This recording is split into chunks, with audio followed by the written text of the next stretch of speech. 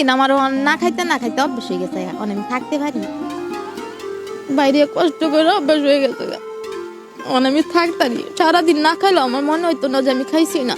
আমার কিন্তু বিয়ে হয়েছে দুইটা, আমার একটা বাচ্চা আছে 7.5 বছরের।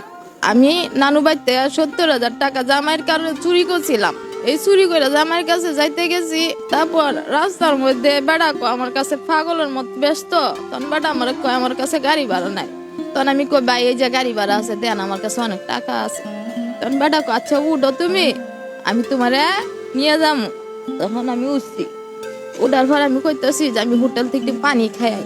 তখন আমি পানি বেটা কইতেছে আমার কাছে পানি আছে, তোমার যাওয়া লাগবো না। তখন বেটা আমার পানি দিছে, আমি পানি খাই আর দুনিয়াদারি কইতেই পারি না।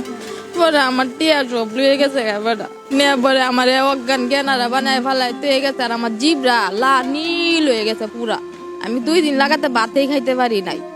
তারপরে কমলাপুরে কিভাবে আসলে? কমলাপুরে তো কিশোরগঞ্জ ট্রেন দিয়ে আইছি আমি। এই যে রাস্তায় অনেক সময় ছিলেন, রাস্তায় থাকতে আসলে আমি রাস্তার জগতে অনেক বছর, প্রায় 5-6 বছর হইব রাস্তার জগতে। বাড়িতে যাই না, গেল মনে করেন যে তাহি না কেরে। আমার মা থাকতে দেয় না আমারে। আমার বাপে হার্টের রুগী, আমার বাপ কোন সময় মারা যা কয়দিন আগে দিয়া। আমার খালাটা সিলিন্ডার গ্যাস ফিটটা মারা গেছে। আমার খালা ছোট ছোট 2টা বাচ্চা, একটা মাইয়া একটা পোলা। আমার খালু পাগলের বেশে করতেছে। যখন 3 বেলা খাবার খেতে পারেন না, একটা সময় গেছে রাস্তা রাস্তায় ছিলেন, তখন কেমন কষ্ট হয়েছে? তখন মনে করেন যে 2-3 দিন আমার না খাইতে না খাইতে অভ্যাস হয়ে গেছে, এখন আমি থাকতে পারি বাইরে কষ্ট করে অভ্যাস হয়ে গেছে। এখন আমি থাকতারি সারাদিন না খাইলেও আমার মনে হইতো না যে আমি খাইছি না। আমার পেট ভরাই লাগে আমার কাছে, বুঝলেন?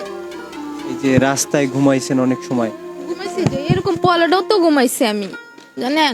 কোনো না আছে কাপড় না আছে কিছু, এমনি শুয়ে আমি ঘুমাইছি। কারণ ঘুমের ফিনিকে আমি দিই চোখে দিই না, কি করবো।